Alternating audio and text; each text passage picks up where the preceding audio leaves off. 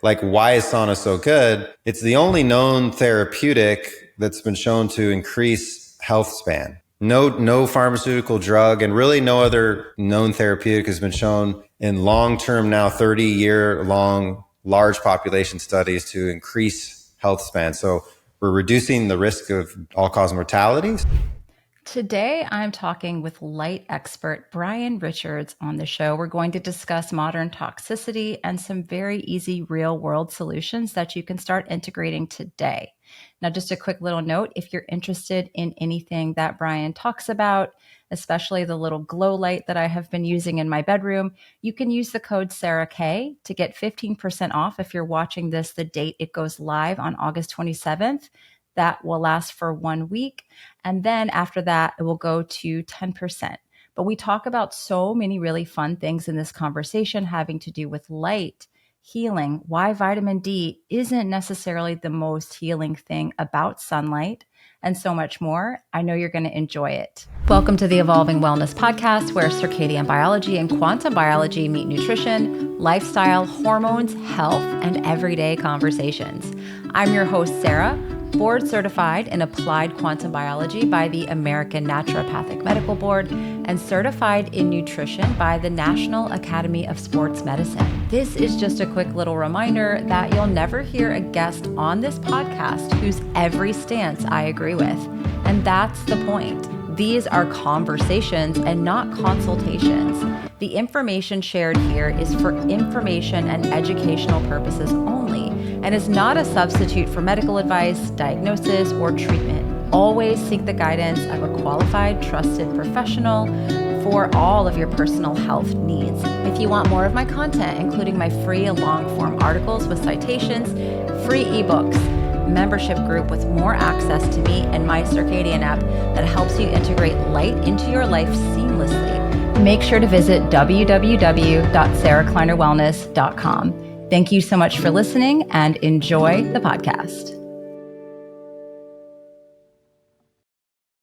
Hello, everybody. Welcome back to the podcast. I'm super excited to have Brian here today with me, who I've actually had people over the years tell me I need to get him on because he's such a great expert at talking about light and photobiomodulation and all things circadian, quantum. So I'm long time coming, Brian. Thank you so much for being here today. Thank you for having me, Sarah. Yeah. I'm super happy to be here. Yeah, it's. I think it'll be a fun conversation, and let's just roll right in because I did do, I think, a blog post maybe 6 months ago, actually maybe even longer than that, kind of looking at this talk because when you dig into the research, as we were saying off camera, it's not clear. But there's a photobiomodulation researcher, scientist named Dr. Praveen Irani, who essentially says not to combine red light therapy with sauna, with heat. And so I thought that would be maybe an interesting place to start since I wrote a whole blog on that and it got a lot of attention. And then I had a few sauna companies reach out to me and be like, no, take it down.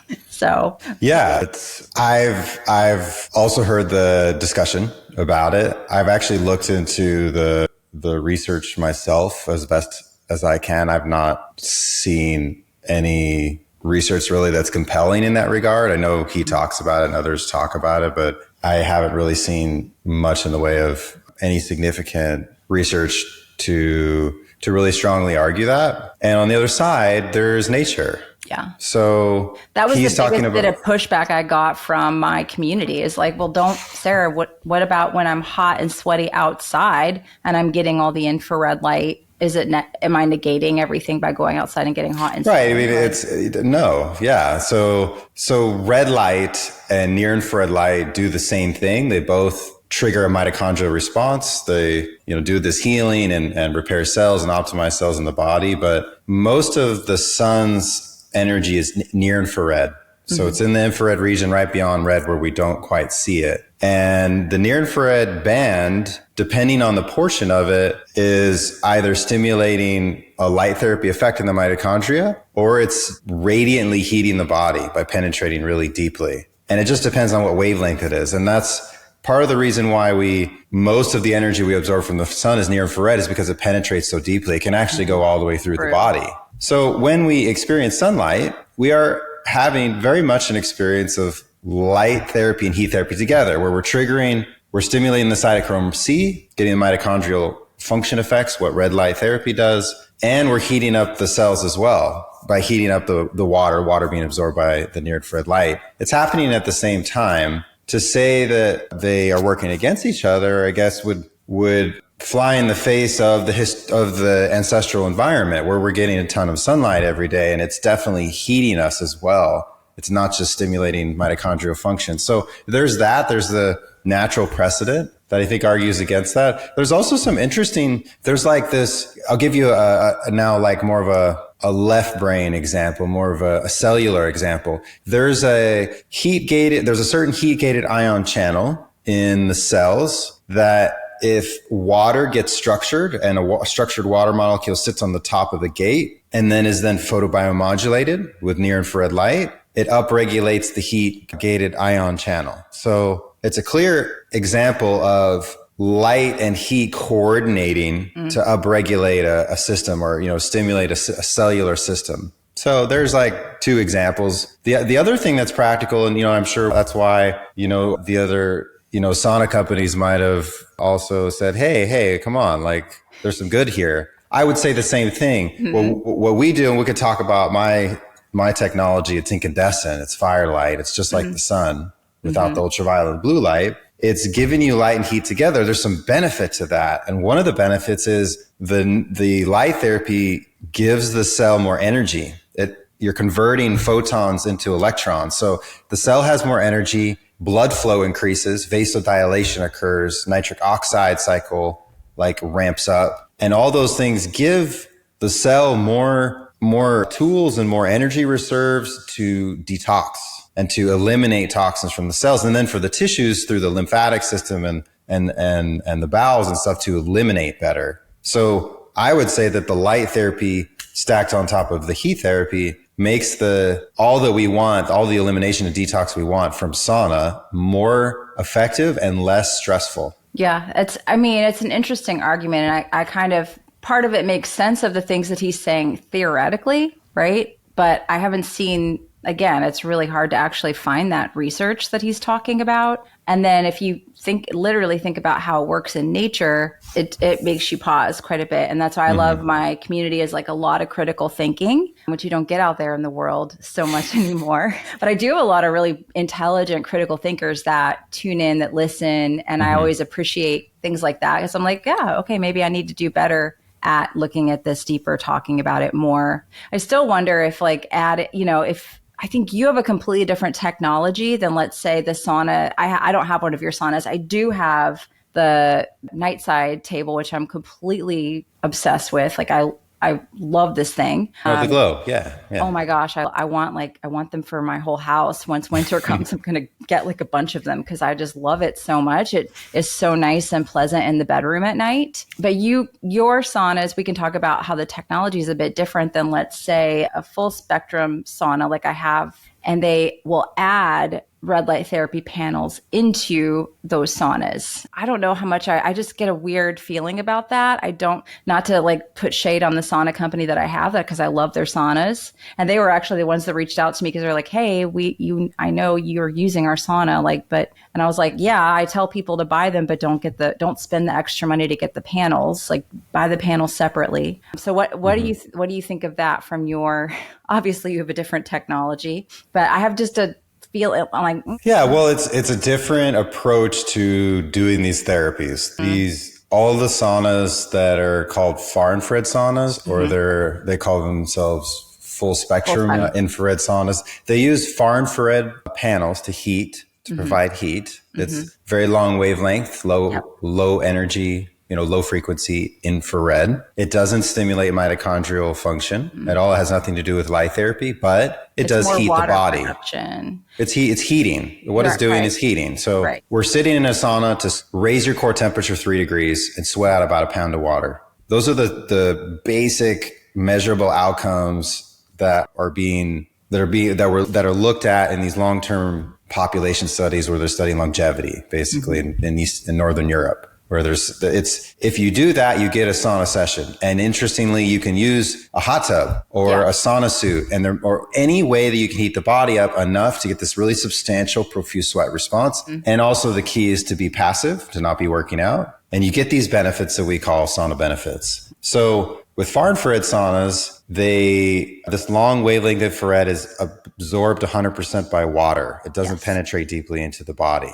So it's what's called a convectional heat. So it just heats you from the outside in. And that's what a traditional sauna does. You preheat them, they get really hot, and then you sit inside and slowly you get warmed up from the outside in. You stay in there long enough, get a really good sweat response, you're all good. You're getting all the benefits of sauna. But as you stated, or as I said, there's only heat there. And the heat has all these amazing benefits for sure. That's why I use sauna. But there's also this whole world of light therapy that's super awesome. Like in nature, we're getting this every day. In the modern lifestyle, we're definitely missing out on it quite a bit. So what they're doing is they're adding in along or next to their far infrared heaters, LED red light panels, usually. Some of them also have little coil-based near-infrared emitters that are along the door. That's what mine has. Mine doesn't have the panels. It's got the near-infrared coils, and then the far. It's full spectrum. Yeah. So you got the far infrared surrounding you, and the panels around. You can feel the heat coming out of that, and then these two towers that have little coils in them that are near-infrared. So what they're doing is basically trying to recreate the incandescent natural spectrum through this composite approach, through this piecemeal approach, when you can get all of it from what I do, which is an incandescent bulb that's a specialized design that delivers all the wavelengths if we're looking at the sun spectrum, it's mimicking all the wavelengths of the sun spectrum in the natural power distribution without ultraviolet and blue. Yeah. So in contrast with a far infrared sauna, there's only the infrared wavelengths at the very end of infrared. They're very low energy. And then there's a fractional piece that's added in near infrared. This is kind of these are singular notes when we're looking for a song. You go to your friend's house and you want them to play the guitar and they only play one note. Right. And you're like, what is going on here? There should be more. The body wants the same thing. It wants that symphony, that orchestra of all the notes all together in a particular way that creates a beautiful sound to our bodies. And that's when you get the whole thing. So all these saunas are called full spectrum saunas. They're not really full spectrum in all the wavelengths in the spectrum. They have a representative piece of each part of the spectrum. Right. So that's kind of the big difference in terms of the spectrum and then the geeky aspect of it. But the other is how it feels when you use these near infrared coil based emitters that are against the walk-in, the doorway. Your body is not close enough to get what we would call a therapeutic level of irradiance. Right. And you can measure this, it's measured in milliwatts per centimeter squared. You really want to be close to that, and not just your foot, but you want it on your chest and your legs, your face, you want it in your whole body. Right. So with our design, the light is the irradiance is much higher, and you're bathed in the light from head to toe, and you rotate in our sauna to ensure you get a full experience in that bathing everywhere. It's not just, on one limb or an extremity. So that you're getting this full activation of all the cells of your body. And then the rest is the feeling. Your sauna, you said, has these near infrared emitters, but there are some saunas too that have red light panels that stick on the outside. Yeah, I didn't get those because I just have so many panels around the house. Yeah. So I was just going to say the feeling of it's when you sit with our technology, it feels like you're sitting in the sun, or it feels like you're sitting next to the fireplace or the bonfire. It has it's like nature's original light, and there's a feeling to it that we're biologically programmed to get, and it really calls out to us. And that's kind of in contrast to LED light therapy. It just feels a little more clinical. It's doing a good job, but it's definitely a little more harsh clinical light, as opposed to this. You have the glow at home. It has that kind of cozy. I love it. Feel to that. And it's not so much the red as the near, and not just the near infrared, it's the everything together in a natural form. Yeah. Because we don't even have, you started to be able to get some of them, but most people don't have any incandescent lights in their home, period. We've done away with that, so much of it. And I feel so many of us really just crave the red and the infrared because we're not getting outside enough. We're surrounded by LEDs, fluorescents, screens, and that's not the way that we were meant to live. I feel like that everyone talks about vitamin D when it comes to sunlight, but really the research is coming out to support so much of a lot of the health benefits are coming from infrared and red. And it's those, totally. And making subcellular melatonin, you're expanding exclusion zone water with the far infrared, that's Pollock's work. There's so many things that we're learning about these wavelengths that I think everyone needs to keep them in their life. I really do. Yeah, to dive into that a little bit, there is a lot of focus on ultraviolet light producing vitamin D, or helping the body produce vitamin D. But ultraviolet light is a really small portion of the sun spectrum, and it's really high energy, and it's very dose dependent. And at the same time that we have this like biological adaptation to produce vitamin D with it, and it does have some beneficial effects definitely in the body. It also is irradiating the body. It's ionizing radiation, so it does cause DNA damage and cellular damage. But from the sun, mostly what we get is near infrared. Right. Actually, way more than red, we get near infrared. We get about 70% of the sun's wattage. If you measure in watts that we absorb, over 70% is near infrared. So it's like the vast majority of the power from the sun, even though it's not even the majority of the spectrum. And that's, again, what we said before, because it penetrates so deeply. And it does all these things that you're saying. It stimulates mitochondrial response. It heats the body up and has heat therapy effects.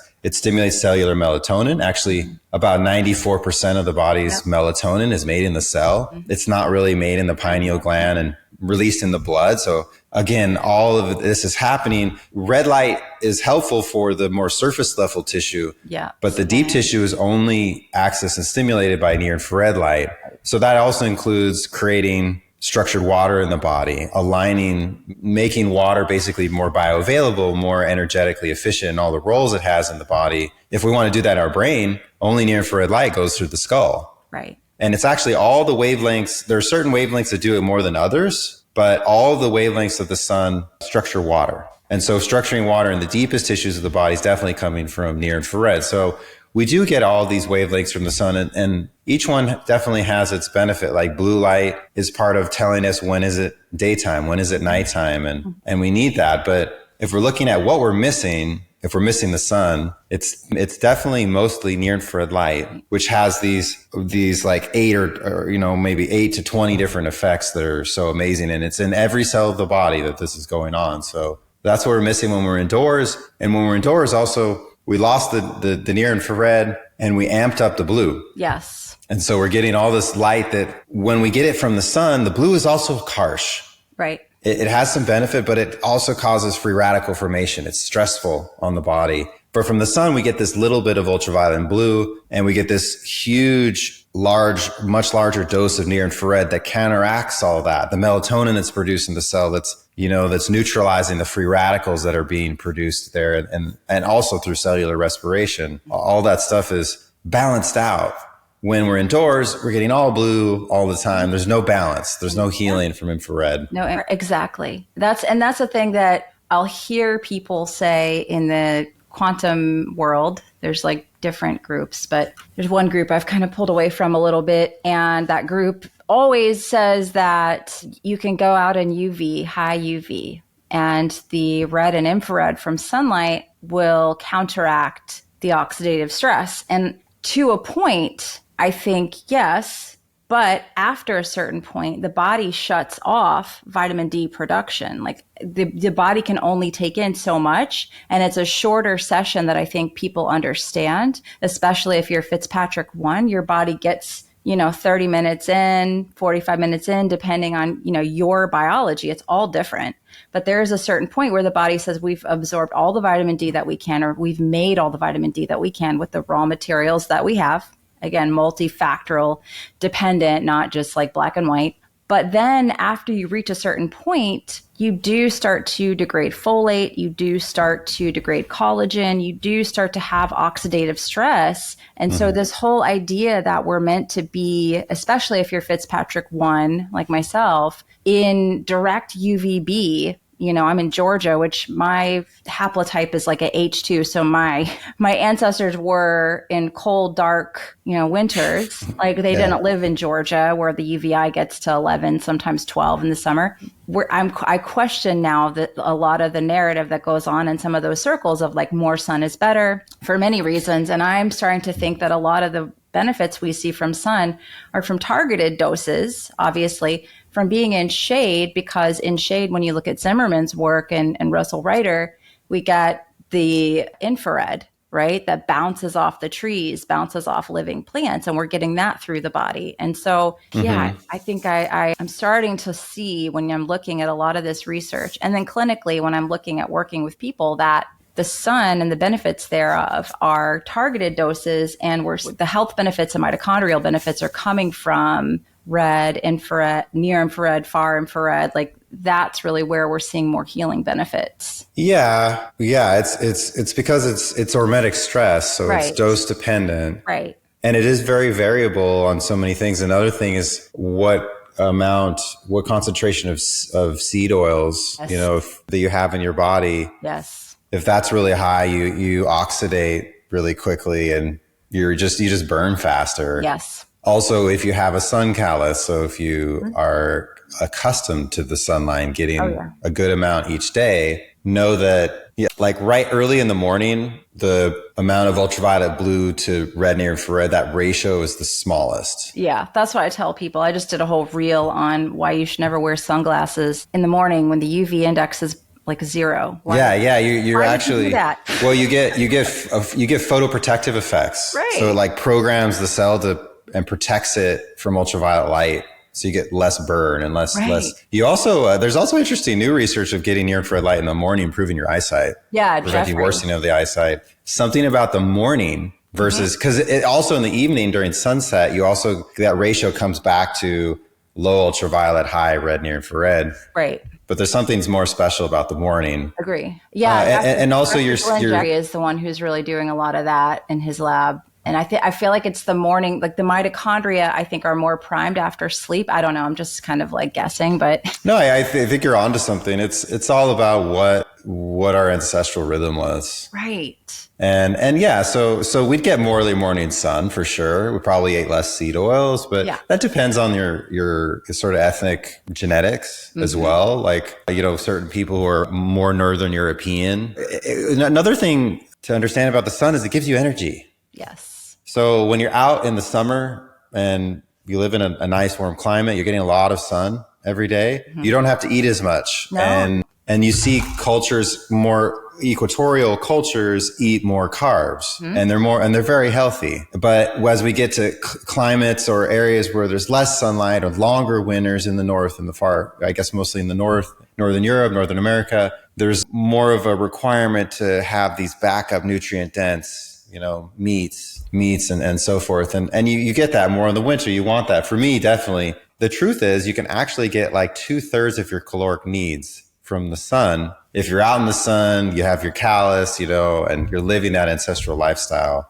you get so much from the sun. So our ancestors would wake up and get that sun in the morning and do activities and other things. But in midday, when at the zenith of the sun, the ultraviolet light is the most powerful. Our ancestors slept under the shade of the tree, continue to get a little bit of near infrared, but we're not getting any ultraviolet. They're resting. Right. So it's definitely dose dependent, and it's actually very individual. Someone who's very dark skinned, someone who has black skin needs more because they have so much more pigment in their skin. They need like 3 or 4 times the amount of near infrared as someone who's very light, very fair skinned. Yeah, I just wrote in my newsletter this morning about a good friend of mine who stayed with me last year, and we started both laying out in April. Like we both would do our sun sessions similar, like same amount of time. And we decided we would test our 125 and our D3, so the active and the storage, to see where we were at. Because you always want to look at both, you want to look at that ratio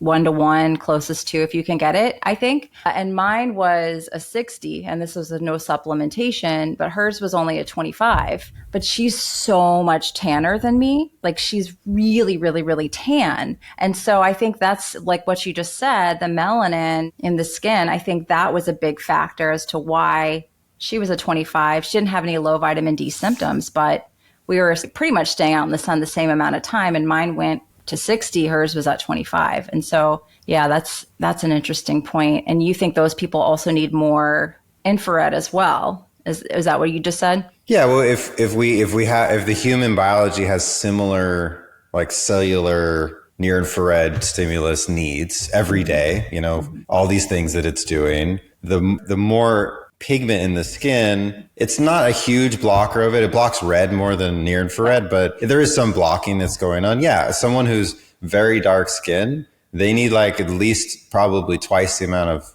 sunlight.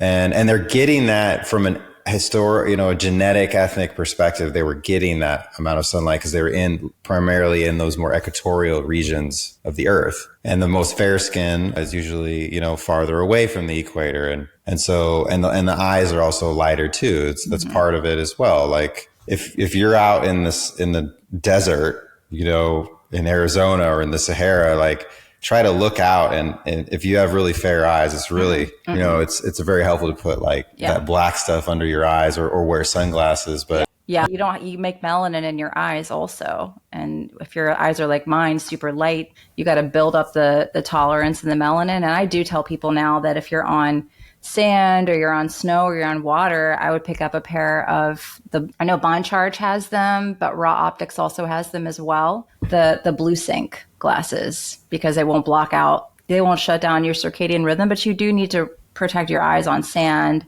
and on water. Yeah. Particularly, if you're driving or if you're on a boat. Yeah. Otherwise, though, I'd never wear sunglasses at all. I'd definitely avoid it. And I've actually had improvement in my eyesight in the last 5 or 10 years. Very interesting, getting older and actually getting better. Yeah. Yeah, mine started when I started Circadian Life, because I started this like almost 6 years ago. And I noticed that I was having trouble reading things across the room. I was like, oh, crap, I'm getting old like my parents. That they got glasses when they turned 40. I'm like, well, just turned 40. I'm going to have to get the glasses, I guess. And then I got into this stuff, started doing a lot of the outdoor, wearing blue blockers religiously on screens, and then after sunset. And then just really, I was doing a lot of red light therapy as well. And within 3 months, noticed that my vision had improved. I'm like, oh, I don't need to get the glasses. And I'm 46 now, and it still feels like, yeah, we're holding in there. Yeah, amazing. The eyesight thing. It works. Yeah.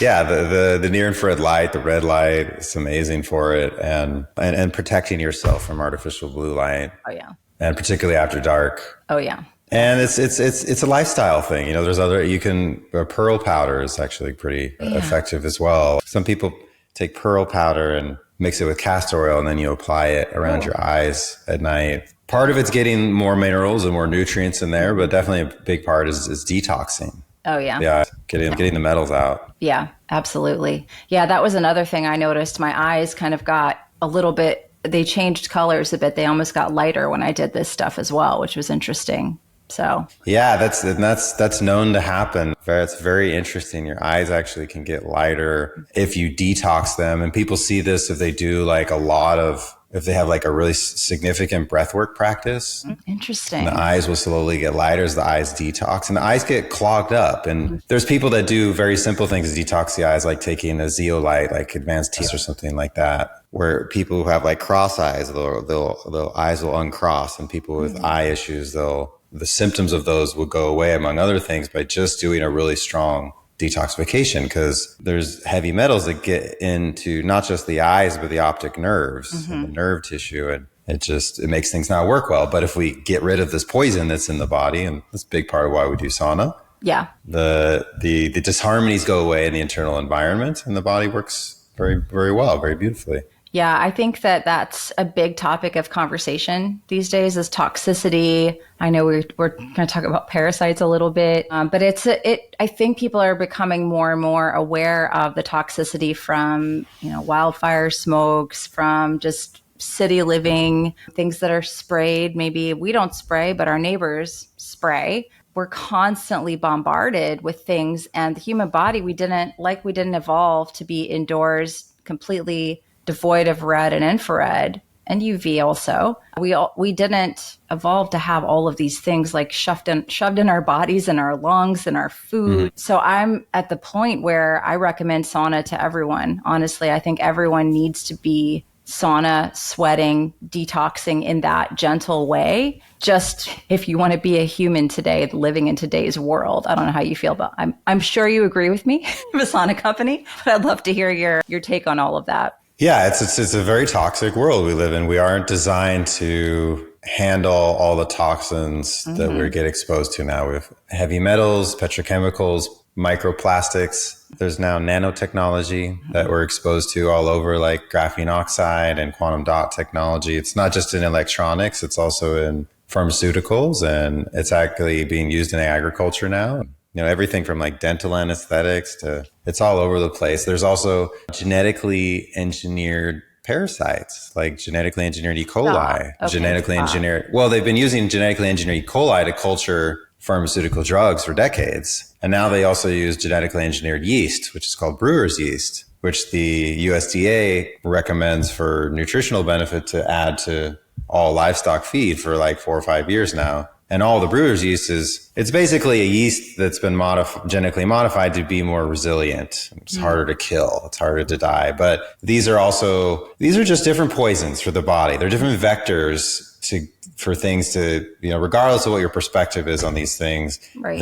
Anything that is foreign to the body is a poison. And it's hard to be in your highest expression when you have things inside of you that aren't you. Right. And also we are detoxing all the time. It's not like the body, you wake up throughout the day, the cells are constantly trying to like pull things out and move things to the lymphatic system and move them out in various elimination pathways of the body. But without a disciplined ritual of detoxing and eliminating, which sauna is really the most effective way to do it for all the tissues of the body and all the cells, the body gets overwhelmed quickly. And I really agree with Dr. Ed Group, and I love how he says this, that the root cause of all disease is disharmony in the internal and external environment.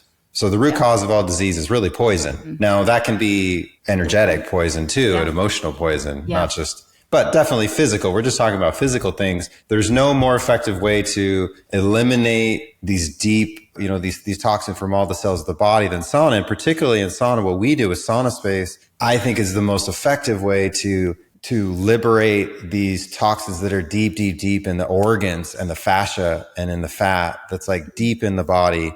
Because as I said before, we're using light as like an assist to help the detoxification be deeper and more profound, and also be eliminated quicker with less stress on the body, so we can kind of keep ahead of this. And so it's really essential. Our ancestors did it as a time-honored practice. Like pretty much every human culture has it. There's a sauna tradition across the world. In Ireland, there's like little caves where they would smoke them out and have a sauna in there. And of course, so it's everywhere. And we understand now with modern day research how beneficial it is and how effective it is more than anything else to detoxify the body. It's not the only thing. I highly recommend, the use of binders and doing like a liver cleanse and things like that. But the body can eliminate everything I've described with passive sweating and to just continue to do it. And so when you look at like, why is sauna so good? It's the only known therapeutic that's been shown to increase health span. No pharmaceutical drug and really no other known therapeutic has been shown in long-term now 30-year long large population studies to increase health span. So we're reducing the risk of all-cause mortality, so dying of all things that are not trauma related, of course, and we're reducing the risk of dementia as well. So those two things, like you live a longer, healthier life and your brain works better. Yeah. Where I think that's also like this really big, it's almost like becoming a crisis in the West of the US as people are getting early onset Alzheimer's. Yes. Yeah. And everybody, just assumes it's like a part of life. Like your brain doesn't work well when you get older. And yet we look at the ancestral context and we look at what are now exceptions nowadays. We have people in their 80s and 90s I remember my grandma, my grandma the day she sharp as a tack. Yeah. Same. Yeah. And so what's going on? It's not a genetic predisposition, and it's not just something it's not just a fact of modern life. It's just poison, but poison accumulates over time. Right. Right. Yeah. And I think that a huge thing that people are doing that is causing them to not be able to detox properly is artificial light at night, not getting out for morning sunlight. There's some really basic things that they need to be doing, to set their body up so it understands when it's supposed to detox, when it's supposed to eliminate. If you don't have that down as a basic, everyone talks about opening drainage pathways. And I'm like, yeah, but if you're not sleeping and you've got blue light going and you're not making melatonin, you're not getting near infrared on your skin to make subcellular melatonin during the day, how can you keep loading yourself up with these detoxes and expect them to work properly, and you're not sweating? Yeah, not sweating. Yeah. And also EMF exposure, particularly when you're sleeping. People are getting more and more aware, but still a lot of people use their iPhone for their alarm clock. Yeah. Oh gosh. I used to do that with the phone plugged in next to my bed. Yeah. Yeah. Oh, yeah. And also like turning off the router at night. That's more helpful if you're in a home, like a single family home. When you're in an apartment complex, you can't do anything about it. You can't do a whole lot about that, but there's some cool things you can do. Don't wear Apple iWatch. But yeah, don't wear that stuff. Especially when you're sleeping.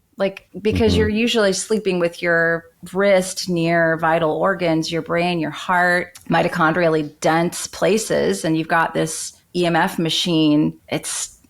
So many people do it because they think they're monitoring their health. I'm like, please get rid of that stupid watch. Yeah. It's the basic things that are the most effective. And that's what's kind of maddening, because in the modern world, we're conditioned to have a preference for complexity. A more complex solution is going to be a better one or a more effective one. And these shockingly simple things like you just described, go to sleep on time, no blue light really after dark, sleep refreshed without technology, wake up, get sun early in the morning, definitely do a sauna 3 times a week. Yeah. It seems like it's really that simple. Yeah, it really is. The body has this and the body wants a rhythm. Mm-hmm. So it's important for us to pay attention to our own body. There's, sometimes we need more sauna, sometimes we need less, sometimes we need more sun, we need more sleep. I'm in the sauna way more in the winter than I am in the summer because I'm in Georgia. Because I can just lay out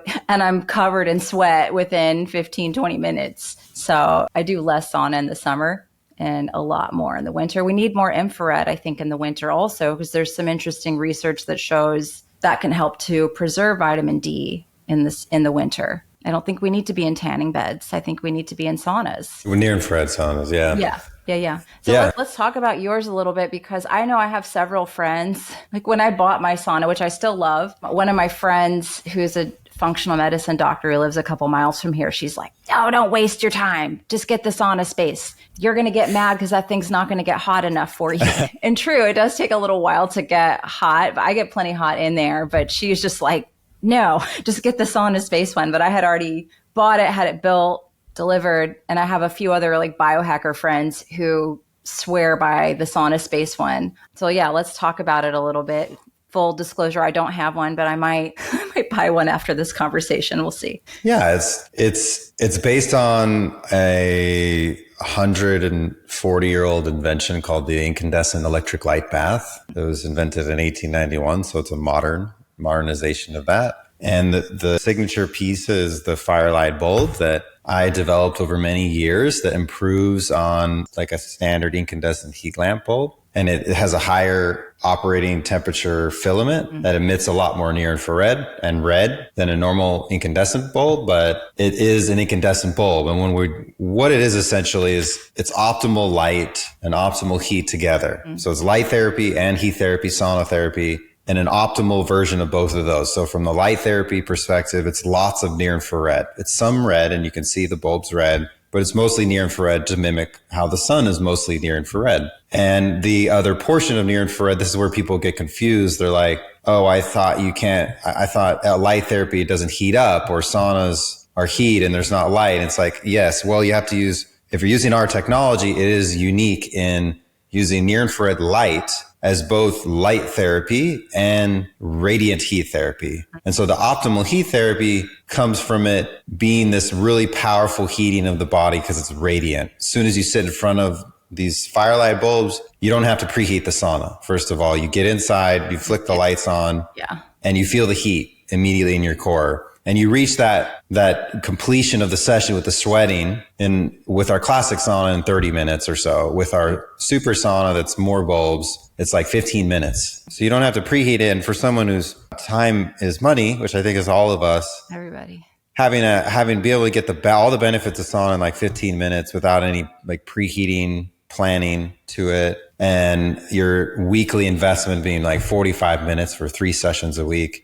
It's really a game changer. So that's what I mean by optimal heat. You can get there with any sauna. It's just a lot faster with Sauna Space. In my sauna, an hour usually. Yeah, and you want to really be dripping, and you can measure it. You can weigh yourself on a scale if you really wanted to measure it. But when you look down and it's really dripping, not just beading sweat, but like starting to really run. Yeah. That's when you're like, you've had that good session. So with Sauna Space, it's just super fast, and the whole time it feels like it's a total Zen den. So there's a grounding mat. The light panels are electromagnetically shielded. So there's no electric or magnetic field from our technology. From in the sauna, it's the hearth panel, and the glow is what you have next to you. But that's all EMF shielded. Even the cord, the guard itself is a ground Faraday guard. So it's all completely EMF free. And in the sauna, we have this optional silver lining upgrade. That's kind of our more premium model that uses 35% silver organic cotton fabric, has a lot of silver in it,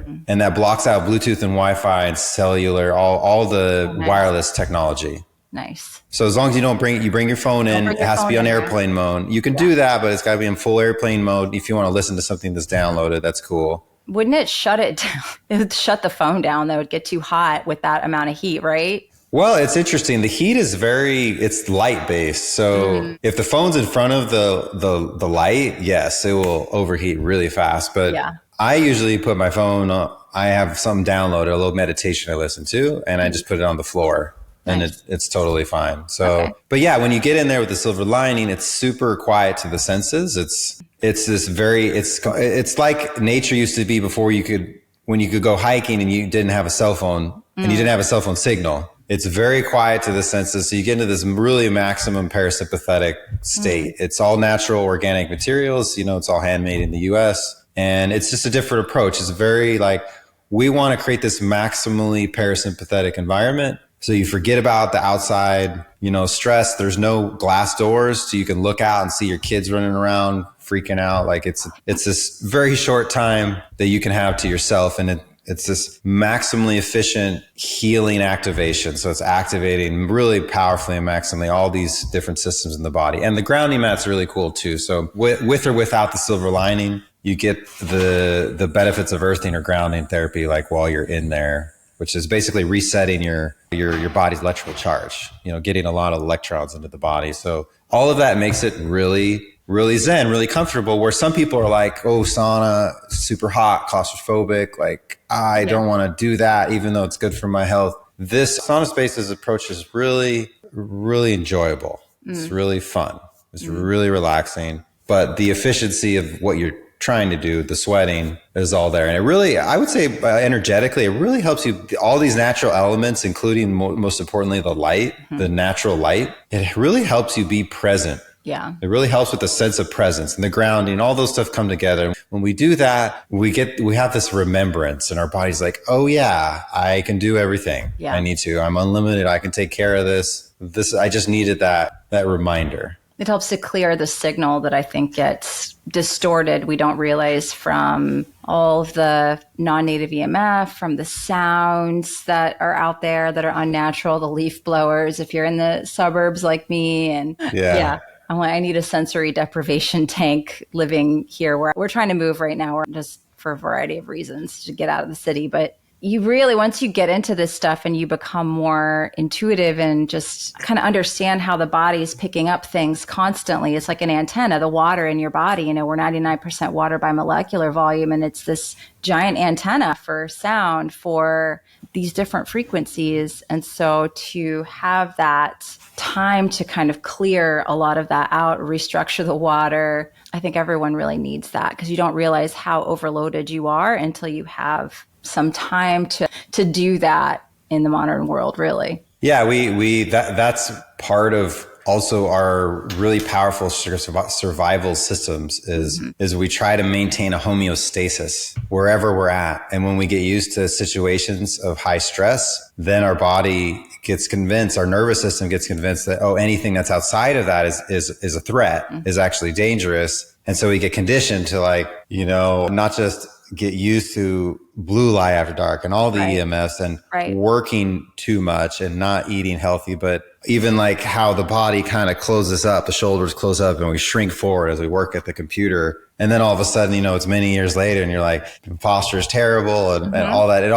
The body starts to assume that as like, this is the normal mode. Chronic state of inflammation, kind of like if someone eats fast food every single day, they don't necessarily notice a difference in how they feel because they're always in that state of inflammation. But somebody who eats a really healthy, ancestrally aligned diet without processed foods goes and eats a fast food meal and they're like, oh, I feel terrible. I'm tired. Like my energy feels zapped. My stomach doesn't feel good. It's because they're living in a different sort of alignment with the body. And yeah, I think a lot of people are living in this chronic stressed inflammation state, not even really with the food. They could be eating a great diet, but they're in a different state because they're not connecting to the frequencies we're meant to. And so they've just gotten into this highly sympathetic state. And that's kind of how everybody's running these days, really. Yeah, the solution is to go back to nature. And there are some cool tools like what we do to also bring nature to you. Yeah. To bring nature to you indoors and mimic this natural environment so your body's like, oh yeah, that's really what I need. Yeah. Yeah. And people are living in cities and like me, like I keep trying to get there, trying to do it, but a lot of people can't. So I think this kind of thing is more important for someone like that as well. Yeah, you can, especially with the silver lining option with the Firelight Sauna product we make. It really is this womb of nature that you can create in your crazy modern high EMF, city apartment in a high rise. Yeah. You can create this cocoon, this space that's like safe from all these different perspectives, sound, light, energetically, electromagnetically. All these things. And one of the worst things about being in modern life is how it lowers our frequency. Yes. I think we should talk about that. And that's very literally and also metaphorically. Yeah. And then the body runs we're light beings, very, very literally. Our body runs on light. So light is a form of electromagnetism. And electricity is too. So we think of electricity, it's a part of the electromagnetism, this power of electricity. And our cells, our voltage gates in our cells and our blood-brain barrier, and even how the blood flows down the arteries from the heart. The heart is an electromagnet. It's not a mechanical pump. It's structuring through a vortex pathway, the blood that then electrostatically moves as structured water, as fourth state of water in the blood. It moves without any energy loss down the arteries and goes and supplies the blood in the body. And so all these different systems fundamentally are all electrical and light-based in nature. The mitochondria talks to the nucleus with near-infrared photons. And of course, we're like plants. We're taking in near-infrared light and we're converting it into healing and energy and power that fuels us and sustains us. And we also emit light. Our DNA emits light. And humans have actual auras that are measurable with modern day cameras where we're light emitting, light consuming beings. And so all that to say that there's a voltage relationship that is really important in the body. And we're supposed to have a certain amount of electrical potential, like potential energy in electrical form in our body. And it gets low and it gets drained and it makes everything like sluggish and not work well. And that's one of the biggest problems we have today is that's affecting our health is our voltage is down. And I remember listening to one of either your Instagram posts or something where you were talking about the relationship between that and the susceptibility to parasite infection. Mm-hmm. Yeah, parasites, mold, all of these pathogens that I'm not saying they can't be problematic in the body, but I'm always asking, why are you such a good host? And looking at Jerry Tennett's work and healing as a voltage, we want to be at that negative 50 millivolts. They can't survive in those types of environments. Like if your body is a specific voltage, then these things literally cannot survive. And so you're going to get into this parasite cleansing, detoxing, which again, I don't think you should write those off entirely. Sometimes you need to just clear stuff out. But if you don't have the proper voltage in the cell in the body, then the stuff's just going to come right back. So we always need to look at how we can increase our voltage, increase our charge, because like you said, we are electrical beings. It's not just biochemistry. Biochemistry it doesn't hold, there's value in it. Trust me, I'm not trying to write off the whole thing, but there's more to the story. There's so much more to the story. And I think that's why a lot of people are looking to this sort of information now, because they see it's not just a matter of wiping things out, killing things, taking the right supplements. There's more to the story. And light is a huge, huge part of that, light grounding. Because then when I talk about that, everyone's like, okay, well, what device do I need to buy? You're missing the point. Well, the light, but light it's very interesting. The near infrared light for the sun, one of the most powerful things it does that we've kind of touched on, but haven't said directly, is it repolarizes your cell membrane potentials and your mitochondrial membrane potentials. So it helps your mitochondria work better and helps slow kind of their aging and deterioration. So it's not just that it gives your cells energy, it improves the functioning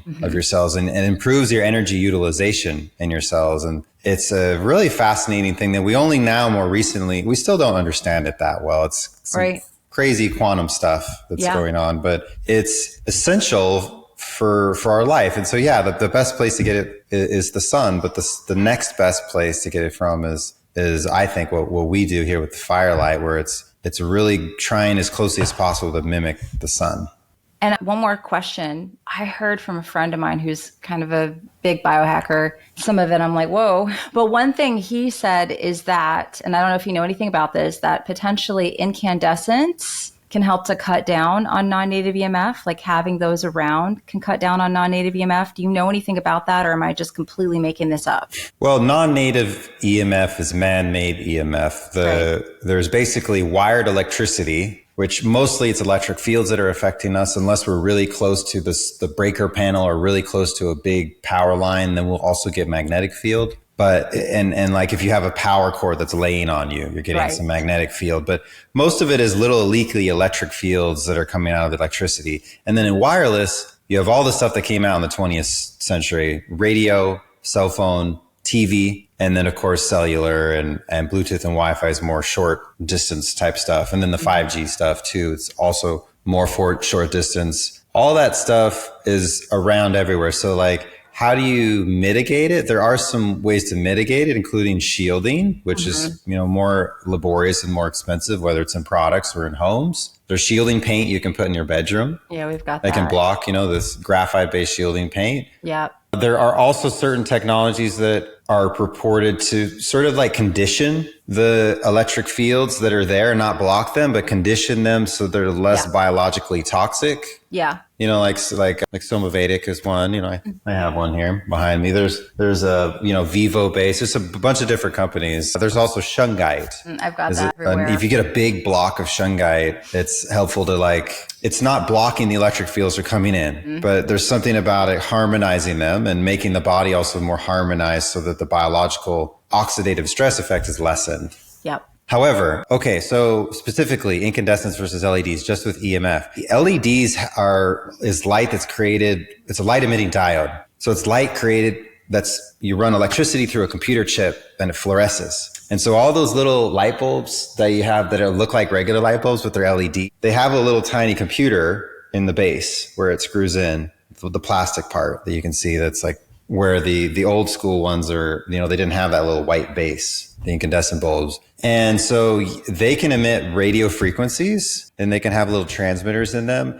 And they're basically they're changing the voltage of the regular low voltage source in the US is 120 volts. And they're adjusting the voltage to give the LED what it needs is a very low voltage. And so that can lead to actually dirty electricity effects in the home. Got it. Where you get these sort of weird resonant effects where you wouldn't expect it. You'd think it's just light coming out, but there's actually like radio frequencies and stuff that's coming out of the light and also through the wiring as well. And the same thing very interesting with fluorescent light bulbs, that some people still have these. Yeah. Fluorescent light bulbs can conduct cellular signal and then emit it into the home as like an antenna. It's a strange, weird effect that happens. So there's these weird ancillary effects that are as a result of like this more complex light emitting technology that incandescents don't have.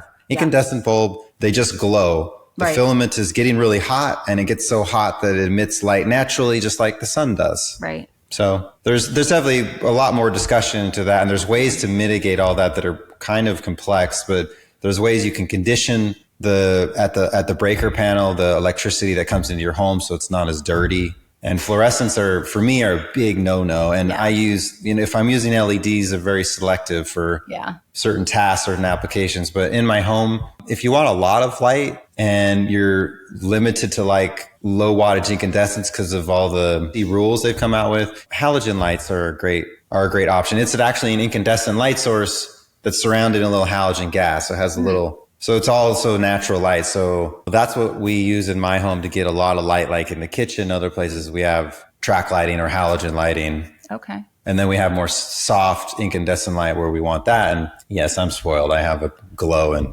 every room. And I'm like, when the sun starts setting at 5 o'clock here, I'm going to be calling you because my house is so weird looking at night. I've got UV, like bug zappers below.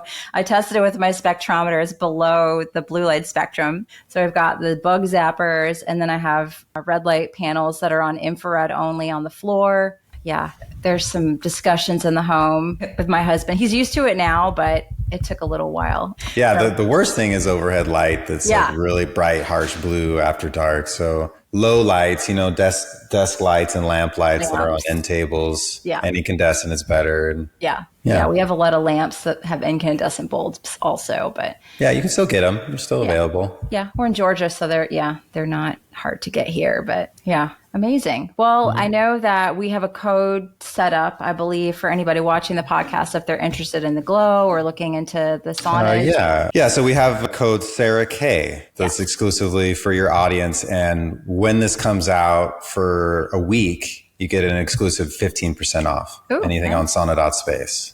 Awesome. So, and then after that, it'll go back to the standard 10% off. All right. Well, I'll make sure that's in the show notes for everybody that is interested. And this is coming out in September. So it's before those long, winter evenings where you may want to add some of these things into your home environment to make it a little more cozy and not so gloomy. And I think in the winter, I'll sit here in this office with my infrared going all day long when I have to work because it just... Yeah, the winter, there's just not the same amount of UV, not as much light. And I think we're meant to be more infrared dominant in winter and UV in summer. So yeah, and it also cancels out blue light, your screen. So yes, it just makes computer work. Do you have bulbs that you sell on your website also? Or is it just the glow and the saunas now? We do sell our firelight bulb as a replacement bulb. Okay. Yeah, but it's really designed to be used. It's a very hot bulb and a very large wattage for the EMF shielding and the safety and the usability of it. It's designed to be used in the glow. But you can put it on desk arm, on a monitor arm mount, which eventually we're coming out with our own. We're just a little slow on that. But you can also just set it on your desk and it'll cancel out blue light and flickering light from the screens and the overhead lighting. So that's what makes you really tired when you work at the computer is like that strange strobe light and blue light effect. So it's cool for that. It's also really cool for light after dark. Like you say, blue light free light that's really cozy. It's just like a fireplace without the smoke. Yeah. Well, I have so many people that work in offices and that's just the way it is. Like they can't leave their job. That is just what they do, but they're surrounded by fluorescents, overheads, Bluetooth screens, just not an ideal situation. And I always say, if I had to be in that sort of environment, you better believe I would have a glow light or red light bulb, some kind of a little mini red light panel on my desk at all times. So they could use the glow, couldn't they, to do that? Or yeah, the glow is what most people use. Like I have it right next to me. If you could see, I've got a little light on me. So that's the glow that I use. The glow is very unique in doing that. LED red light doesn't do this. It doesn't cancel out the blue light and the flickering light, because LEDs are still, most of them anyway, the ones that are plugged in are themselves flickering. So the non-flickering, like broad spectrum light, fills in the gaps and cancels out the flickering light. And it's also a light that you don't have it on you necessarily all the time. It's just next to you, like a little bonfire. Yeah. So it's not, heating you up too much for like long periods of use. I have it on for 8 hours a day, like or however long I'm in front of the computer. And it just creates this bubble of healing of like optimized light bubble around you. And you can measure it with a meter if you want to be geeky about it. You can't measure blue light from the screen. So it's totally a lifesaver. And yeah, we recommend using that anytime you're at the computer indoors.